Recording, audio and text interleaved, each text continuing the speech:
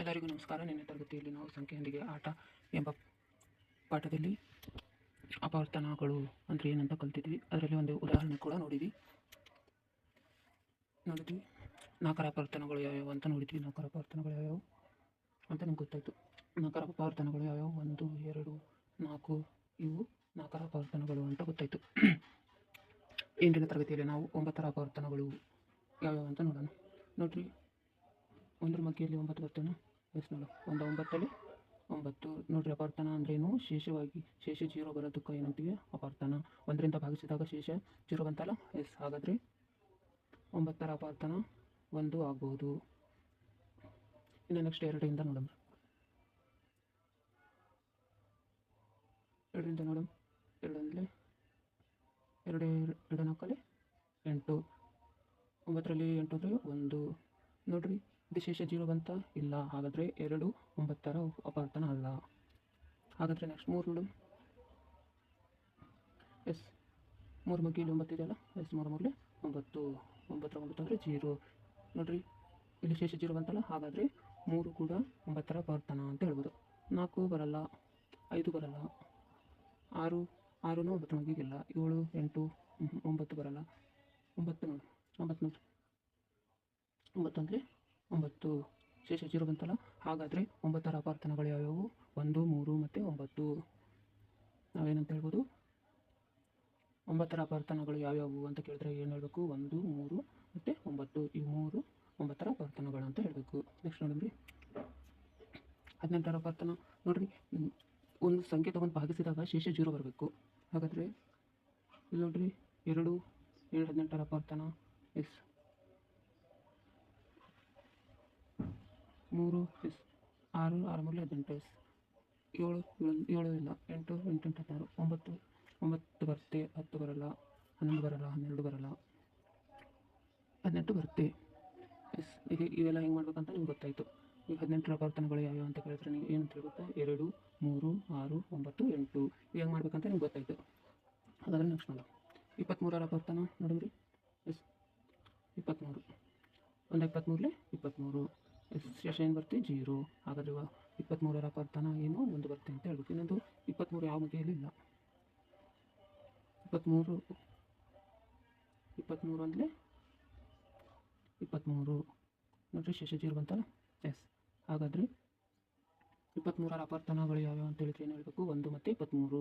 ಇವೆರಡು 23ರ ಅಪವರ್ತನಗಳು ಅಂತ ಹೇಳಬೇಕು. ನೆಕ್ಸ್ಟ್ ನೋಡಿದ್ರಿ, ನೆಕ್ಸ್ಟು ಇವು ಇಂಪಾರ್ಟೆಂಟ್, ತುಂಬ ಇಂಪಾರ್ಟೆಂಟ್ ಮುಖ್ಯ ಅಂಶಗಳು. ಈ ಅಪವರ್ತನಗಳ ಮೇಲೆ ತುಂಬ ಹೆಚ್ಚು ಕೇಳುವ ಪ್ರಶ್ನೆಗಳು ಇವು ನೆನಪಿರಬೇಕು, ಇಂಪಾರ್ಟೆಂಟು.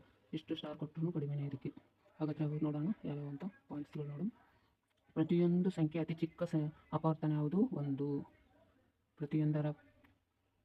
ಪ್ರತಿಯೊಂದು ಸಂಖ್ಯೆ ಅತಿ ಚಿಕ್ಕ ಅಪವರ್ತನ ಯಾವುದು? 1. ನಾವು ನೋಡಿದ್ವಿ. ಇಲ್ಲಿ ನೋಡಿರಿ, ಇದು ಎಲ್ಲ ಸಂಖ್ಯೆದಾಗೂ ಎಲ್ಲ ಯಾವನು ಸಹ ಇದು ಸಂಖ್ಯೆ ತಗೋರಿ. ಅದರಲ್ಲಿ ಒಂದು ಇದ್ದೇ ಇದೆ ನೋಡಿ. ಇದರಲ್ಲಿನೂ ಬರುತ್ತೆ. ನಾವು ಬರ್ತಿಲ್ಲ ನೋಡ್ರಿ. 1 18 18 ಬರುತ್ತೆ.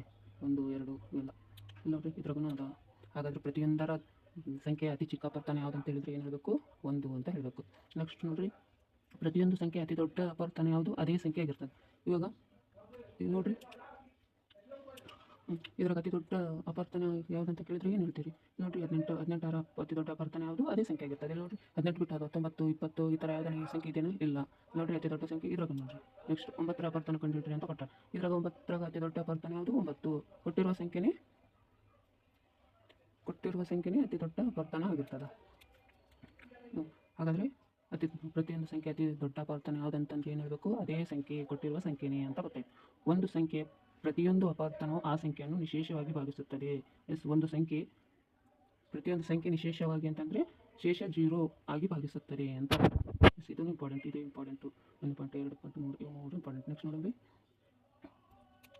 ಒಂದು ಸಂಖ್ಯೆಯ ಪ್ರತಿಯೊಂದು ಅಪವರ್ತನಗಳು ಆ ಸಂಖ್ಯೆಗಿಂತ ಚಿಕ್ಕದು ಅಥವಾ ಅದಕ್ಕೆ ಸಮ ಆಗಿರ್ತವೆ. ನೋಡ್ರಿ 23ರ ಅಪವರ್ತನಗಳು ಯಾವುವು ಅಂತ ಕೇಳಿದರೆ 1 23ಕ್ಕಿಂತ ಚಿಕ್ಕದಾದ, ಇಲ್ಲಾಂದರೆ 23 ಅದಕ್ಕೆ ಸಮ ಆಗಿರ್ತದ. ಒಂದು ಸಂಖ್ಯೆ ಕೊಟ್ಟರೆ ಅದಕ್ಕಿಂತ ಅಪವರ್ತನಗಳು ಏನಾಗಿರ್ತಾವ? ಅದಕ್ಕಿಂತ ಚಿಕ್ಕದಿರ್ತಾವ, ಇಲ್ಲಾಂದರೆ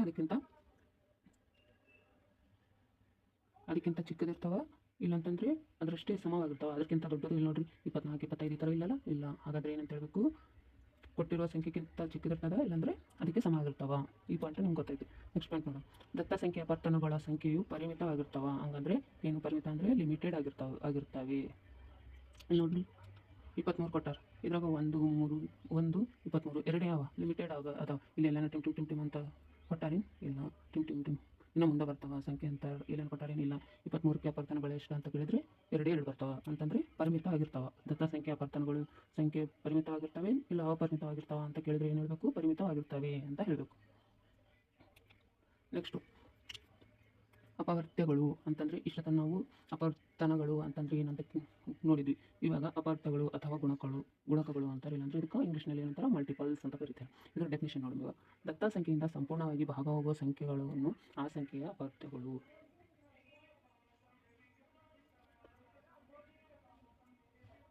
ಅಥವಾ ದತ್ತ ಸಂಖ್ಯೆಯ ಗುಣಕಗಳನ್ನು ಆ ಸಂಖ್ಯೆಯ ಅಪವರ್ತ್ಯಗಳು ಅಂತ ಕರಿತೀವಿ. ಇವಾಗ ಇದನ್ನ ಡೆಫಿನೇಷನ್ನ ಎಕ್ಸಾಂಪಲ್ ಮುಖಾಂತರ ತಿಳ್ಕೊಳ್ಳೋಣ.